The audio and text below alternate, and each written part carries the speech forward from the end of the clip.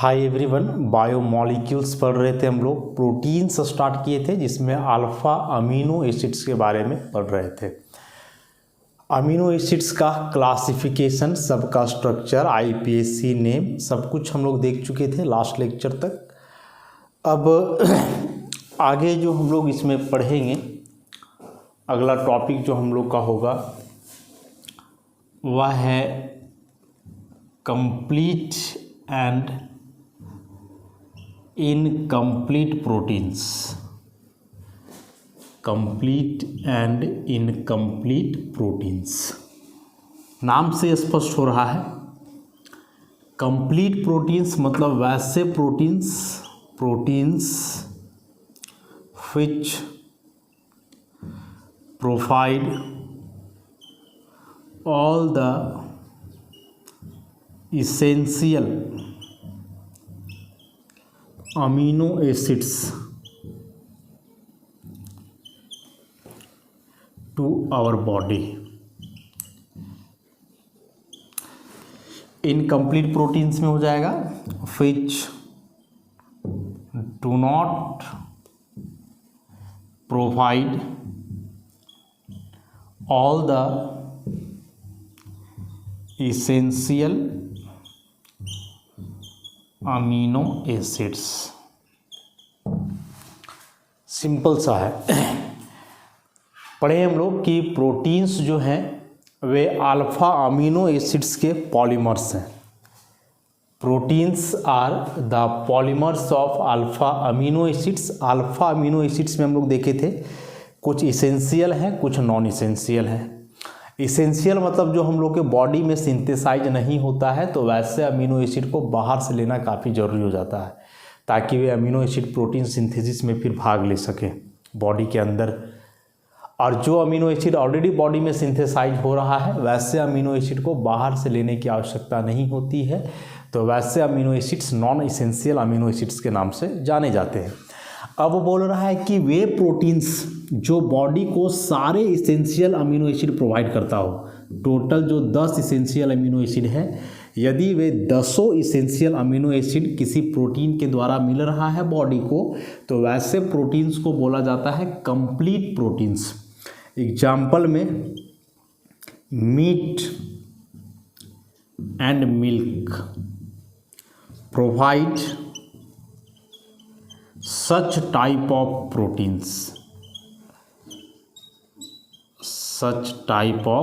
proteins, meat, चाहे किसी का भी मीट हो, चिकन हो, मटन हो, और दूध, इन दो सब्सटेंस से जो प्रोटीन्स मिलता है वे कंप्लीट प्रोटीन्स होते हैं। मतलब इन प्रोटीन से बॉडी को वे सारे अमीनो एसिड्स मिलते हैं जो ज़रूरत होता है बॉडी को, जिससे कि फिर बॉडी के अंदर वापस प्रोटीन सिंथेसिस हो सके। इसलिए जो है मीट और मिल्क, ये दो मील जो है हम लोग को अपने डेली डाइट में शामिल करना चाहिए, मीट को भी और मिल्क को भी, क्योंकि यही दो वैसे हैं जिनसे वे सारे प्रोटीन्स या वैसे प्रोटीन्स मिलते हैं जो बॉडी को सब इसेंशियल अमीनो एसिड्स प्रोवाइड करवाता है। इसलिए ध्यान रखना है दोनों पे, मीट और मिल्क दोनों पे। नॉन इसेंशियल में बोल रहा है कि इनकम्प्लीट प्रोटीन में कि यह सारे इसेंशियल प्रोटीन को नहीं देता है। एग्जाम्पल में बोल रहा है कि बीन जो है, दाल का जो पोर्शन बीन, इससे सारे इसेंशियल अमीनो एसिड नहीं मिलते हैं। मिथियोनिन डेफिशिएंट होता है, यह मिथियोनिन डेफिशिएंट होता है, मिथियोनिन इससे नहीं मिलता है। उसी प्रकार से व्हीट, गेहूं से जो प्रोटीन मिलता है उसमें लाइसिन की कमी होती है, लाइसिन उसमें नहीं रहता है। समझ रहे बात को? तो बीन और व्हीट से जो प्रोटीन मिले वैसे प्रोटीन को इनकम्प्लीट प्रोटीन बोलेंगे, क्योंकि उन प्रोटीन से वे सारे इसेंशियल अमीनो एसिड बॉडी को नहीं मिलता है जो ज़रूरत होता है। जबकि मीट और मिल्क से वैसे प्रोटीन्स मिलते हैं जो सारे इसेंशियल अमीनो एसिड को बॉडी को सप्लाई करता है। तो यह था कंप्लीट और इनकम्प्लीट प्रोटीन। एकदम सिंपल सी, नाम से याद रखोगे। कंप्लीट प्रोटीन मतलब वह प्रोटीन जो कंप्लीट सारे इसेंशियल अमीनो एसिड बॉडी को दे दे, और इनकम्प्लीट प्रोटीन मतलब वह प्रोटीन जिससे सारे इसेंशियल अमीनो एसिड नहीं मिले। देखो एक तो प्रोटीन हम लोग बाहर से ले रहे हैं, ठीक है, इस सब से। अब इस प्रोटीन से जो इसेंशियल अमीनो एसिड बॉडी को मिलेगा ना, तो वे अमीनो एसिड फिर बॉडी के अंदर प्रोटीन सिंथेसिस करेंगे और बॉडी में फिर प्रोटीन वगैरह हम लोग का रहेगा, मतलब एनर्जेटिक रहेगा बॉडी, ठीक है। तो बॉडी में प्रोटीन सिंथेसिस के लिए सारे अमीनो एसिड्स का होना जरूरी है, चाहे इसेंशियल हो या नॉन इसेंशियल। तो नॉन इसेंशियल से तो मतलब है नहीं, तो रहेगा ही बॉडी के अंदर। इसेंशियल ना, तो जो सब essential amino acid they they complete protein, जो सारे इसेंशियल अमीनो एसिड को नहीं दे वह इनकम्प्लीट प्रोटीन, ठीक है। इतना ध्यान रखेंगे हम लोग। नेक्स्ट इसमें अब हम लोग देखें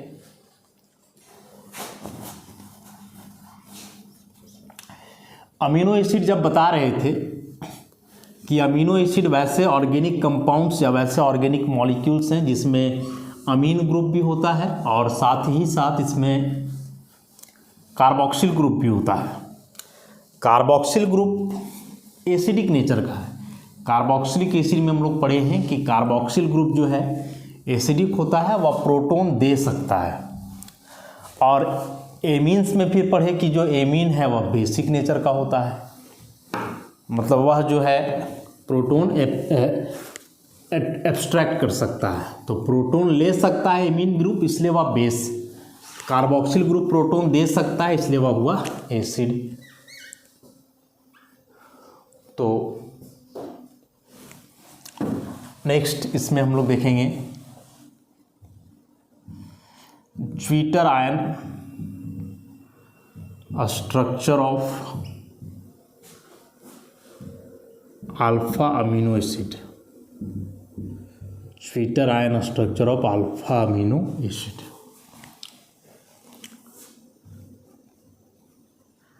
ज्विटर आयन क्या है समझोगे। अल्फा अमीनो एसिड को हम लोग जनरली रिप्रेजेंट करते हैं ऐसे,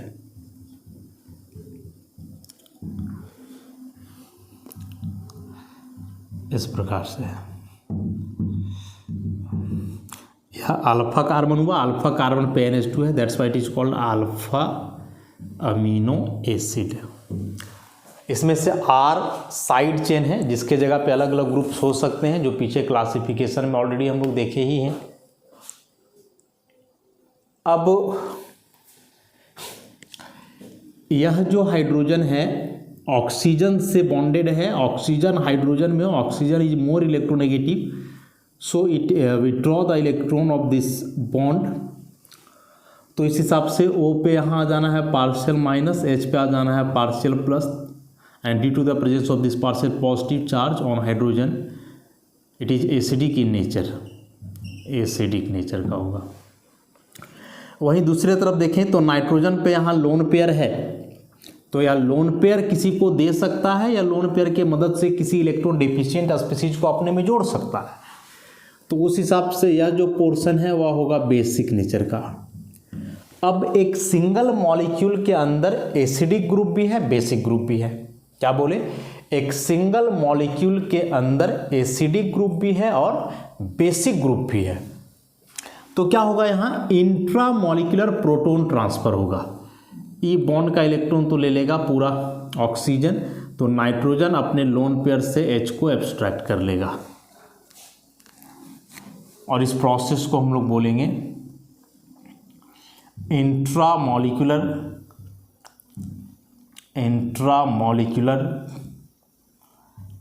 H plus transfer, proton transfer, ऐसा। तो ये हो जाना है H3N प्लस, नहीं एक ही लोन पेयर से जाकर के H जुड़ जाएगा तो यहाँ 3 हाइड्रोजन हो जाएगा ना, और नाइट्रोजन चूंकि अपना इलेक्ट्रॉन पेयर दे रहा है इसको, तो नाइट्रोजन के पास अब इलेक्ट्रॉन डेफिशिएंट साइड क्रिएट होगा, इसलिए इस पर आ जाना है पॉजिटिव चार्ज, और यहाँ हो जाएगा CH R C double bond O, और यहाँ सिंगल बॉन्ड O पर अब 3 लोन पेयर माइनस, ऐसा हो गया। मतलब N पे आ गया पॉजिटिव चार्ज और उधर O पे आ गया नेगेटिव चार्ज। अब N पे यहाँ पॉजिटिव चार्ज है, O पे नेगेटिव चार्ज है, मतलब यह उस प्रकार का आयन हुआ जिसमें दोनों इंड्स प्रेजेंट हैं, पॉजिटिव भी और नेगेटिव भी। जैसे मान लो कि आप लिखे Na प्लस, एक ही चार्ज, Cl माइनस माइनस ही चार्ज है, लेकिन इसमें प्लस माइनस दोनों है, तो ऐसे आयन को हम लोग बोलते हैं dipolar ion.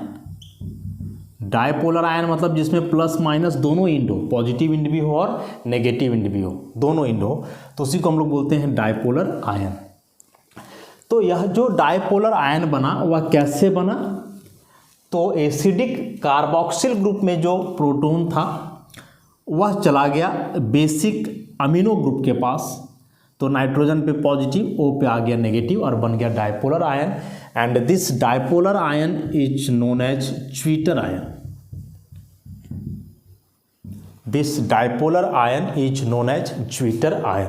So the dipolar ion formed due to the intramolecular H+ transfer within a molecule of alpha amino acid is known as zwitter ion.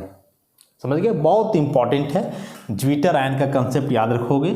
Zwitter ion dipolar ion, dipolar का है बोले समझ गए, डाय का मतलब दो, पोल का मतलब नेगेटिव समझना है, मतलब इंड समझना है, तो दोनों इंड पे इसका चार्ज है, इधर भी चार्ज है इधर भी चार्ज है, that's why it is dipolar ion तो है ही, और डायपोलर आयन ही कहलाएगा ज्विटर आयन। तो जितने भी अल्फा अमीनो एसिड्स हैं, all alpha amino acids exist as dipolar ions in the solid state। Solid state में सारे alpha amino acid zwitter ion के रूप में ही एग्जिस्ट करते हैं। ज्विटर आयन के रूप में एग्जिस्ट करते हैं, इसका सपोर्ट में कुछ फैक्ट है या नहीं कि ज़बरदस्ती हम लोग बोल रहे हैं कि अपने H+ ट्रांसफर होकर के जो है डायपोलर आयन बन जाएगा? कुछ सपोर्ट में होना चाहिए फैक्ट, तो है। क्या है? सबसे पहला कि alpha amino acids are crystalline solids, having high melting point. जो अल्फा अमीनो एसिड्स हैं वे क्रिस्टलाइन सॉलिड्स हैं और मेल्टिंग पॉइंट ज़्यादा है। तो क्रिस्टलाइन सॉलिड होना और मेल्टिंग पॉइंट का हाई होना बतलाता है कि ये डायपोलर आयन के रूप में एग्जिस्ट करते हैं, क्योंकि डायपोलर आयन एक प्रकार से आयनिक स्पीसीज हुआ, और जो आयनिक स्पीसीज होते हैं उनका क्रिस्टलाइन अरेंजमेंट ही होता है। और ये जो हाई मेल्टिंग पॉइंट की बात कर रहा है, ऑब्वियसली आयनिक है तो दो अल्फा अमीनो एसिड के जो मॉलिक्यूल्स आपस में कनेक्टेड हो सकते हैं, उनके बीच ऑब्वियसली एक स्ट्रॉन्ग बॉन्ड बनेगा, और उसी के चलते इनका मेल्टिंग पॉइंट क्या है? काफ़ी हाई है। तो समझ गए इस बात को? तो यह कंफर्म कर रहा है मतलब कि जो अमीनो एसिड है डायपोलर आयन मतलब ज्विटर आयन के रूप में एग्जिस्ट करते हैं। उसके बाद हाईली सॉल्युबल इन वाटर,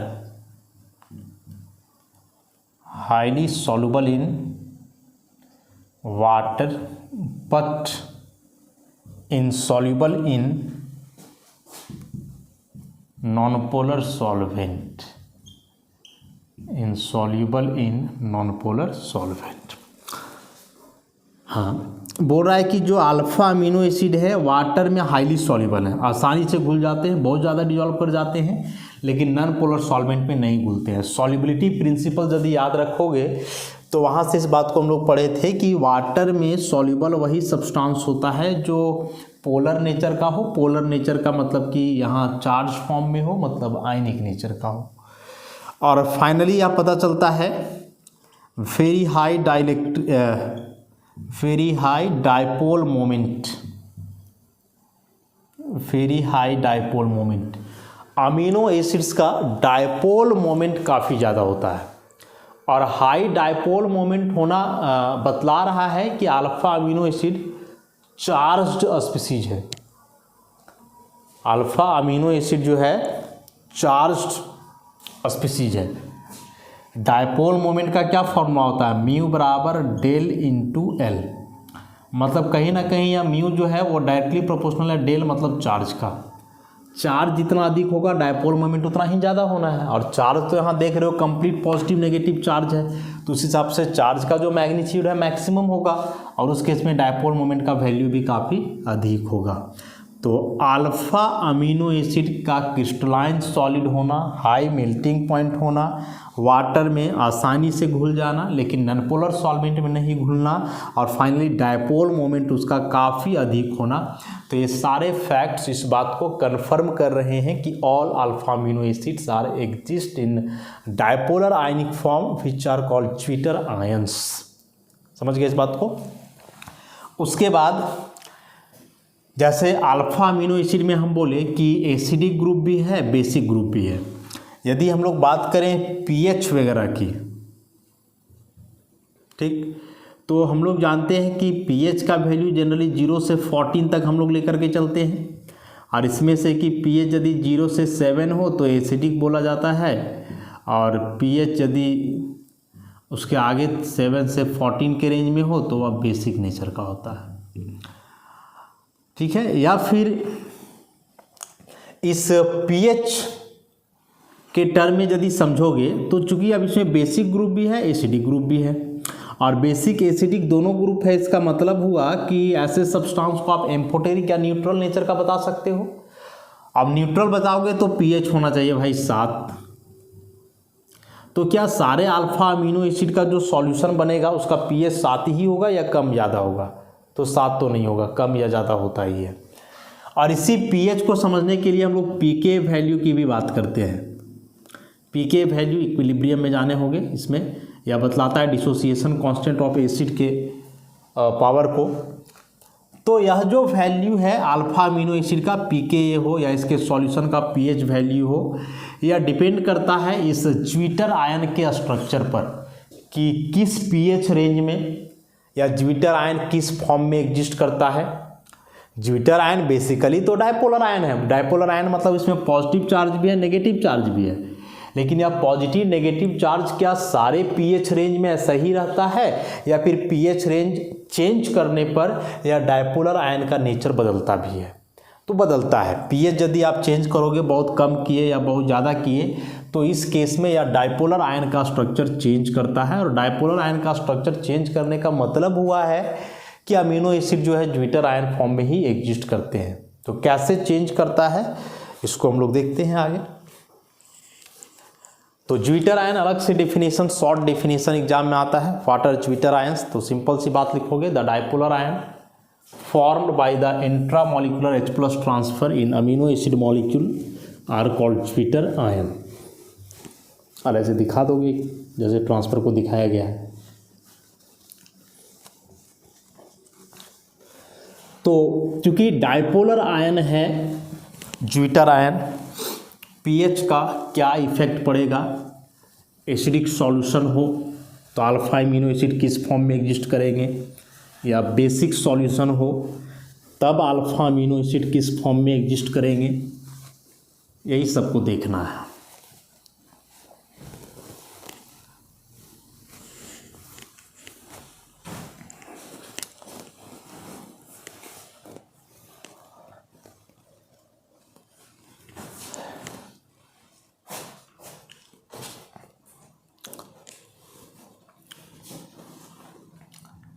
तो acid base property of zwitter ion, acid base property of zwitter ion समझोगे। ज्विटर आयन का जनरल जो भी हम लोग लिखे स्ट्रक्चर कुछ ऐसा लिखे,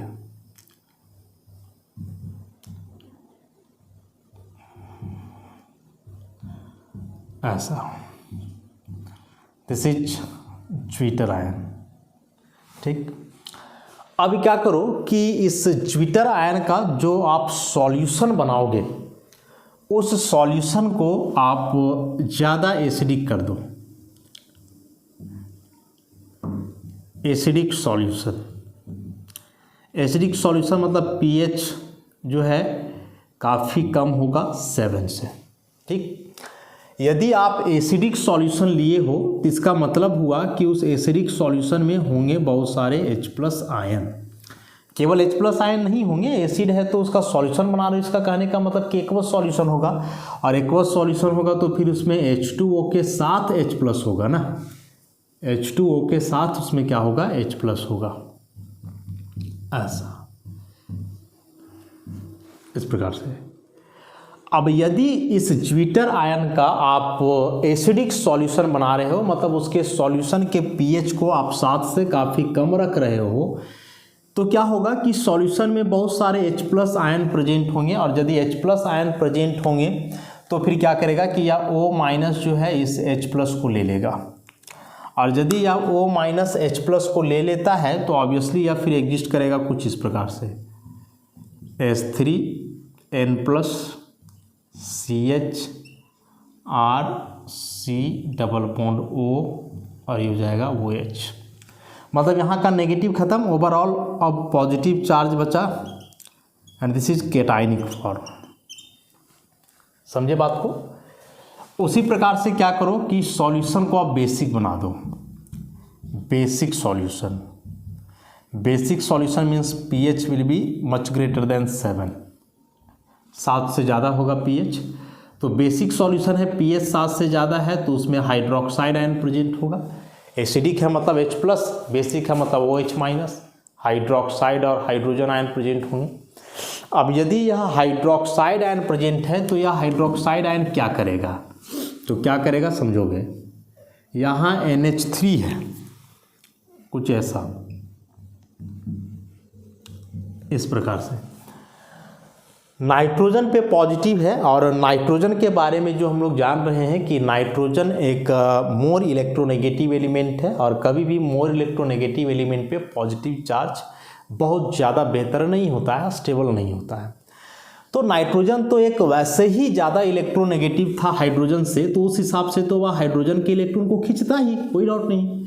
लेकिन जब इस नाइट्रोजन पे प्लस आया तो प्लस आने के चलते इसका इलेक्ट्रोनेगेटिविटी और इन्हांस कर गया। किसी भी एटम पे जब पॉजिटिव चार्ज आता है ना तो उसका इलेक्ट्रोनेगेटिविटी और बढ़ जाता है। तो नाइट्रोजन हाइड्रोजन में नाइट्रोजन ऑलरेडी पहले से ज़्यादा इलेक्ट्रोनेगेटिव है हाइड्रोजन से, but due to the presence of positive charge the electronegativity of nitrogen get enhanced to a much greater extent। और अब नाइट्रोजन का इलेक्ट्रोनेगेटिविटी इतना ज़्यादा बढ़ गया ना कि यह किसी भी हाइड्रोजन के इलेक्ट्रॉन को आसानी से विड्रॉ कर सकता है, आसानी से। और जब इस इलेक्ट्रॉन को ले लेगा भाई या नाइट्रोजन तो फिर H पे आ जाना है प्लस, और जब H पे प्लस आ जाएगा तो ये O माइनस अपना काम दिखाएगा यहाँ, और ये ले लेगा H प्लस को।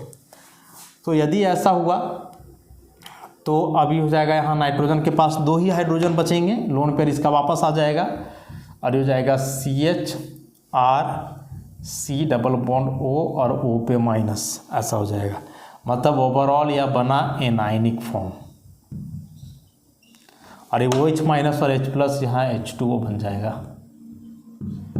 ऐसा। तो क्या देखे कि अमीनो एसिड जो ज्विटर आयन के रूप में एग्जिस्ट कर रहा था, तो क्या यह किसी भी पीएच रेंज में ज्विटर आयन के रूप में ही एग्जिस्ट करेगा क्या? नहीं करेगा, साफ साफ हम लोग देख रहे हैं। मेनली अल्फा अमीनो एसिड हम लोग यहाँ से शुरू किए थे, ऐसा इस प्रकार से।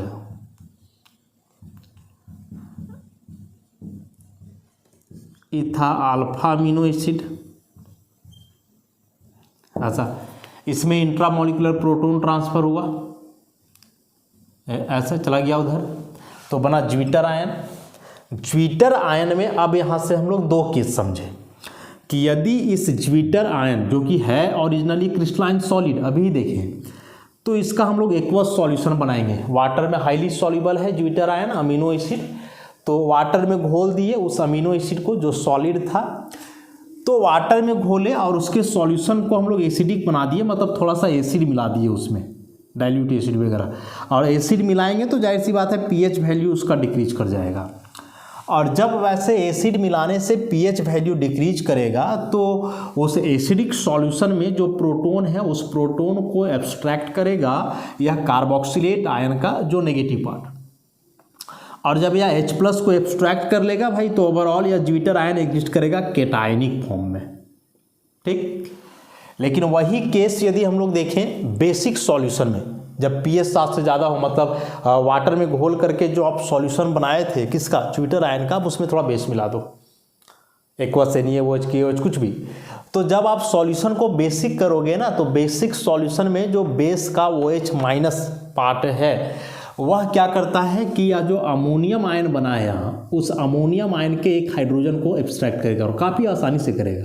और रीजन हम बताएं कि नाइट्रोजन हाइड्रोजन में नाइट्रोजन ऑलरेडी पहले से ज़्यादा इलेक्ट्रोनेगेटिव है, लेकिन यहाँ नाइट्रोजन पे पॉजिटिव चार्ज है, तो इसके चलते इसका इलेक्ट्रोनेगेटिविटी और बढ़ गया, इतना बढ़ गया कि वह इस हाइड्रोजन के बॉन्ड पेयर को, इलेक्ट्रॉन को एकदम आसानी से ले लेगा, कोई दिक्कत नहीं होगा इसको।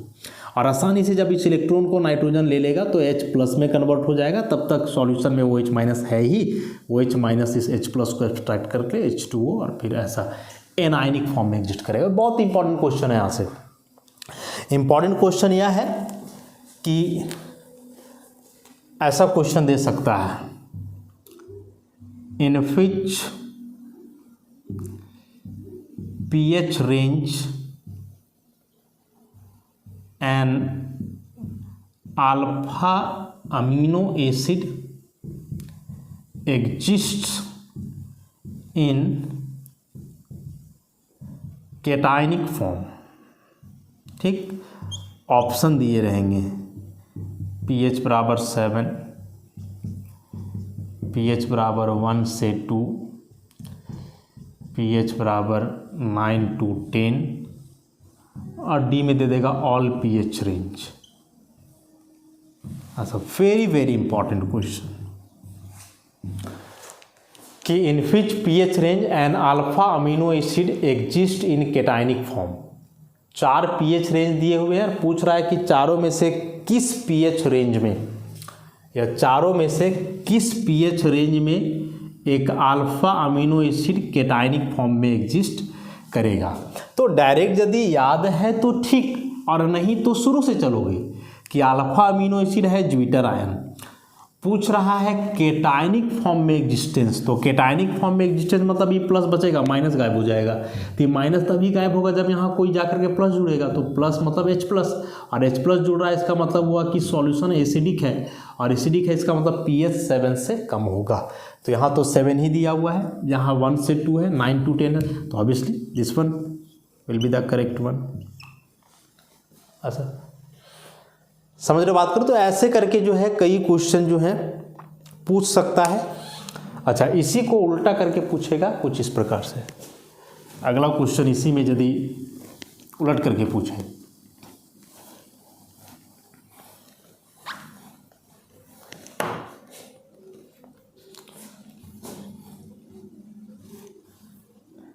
कि which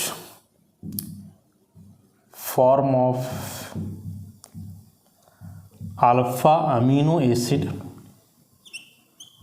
dominates at the pH 9.8, और ऐसे ऑप्शन दिए रहेंगे NH3+, CHR, COO-,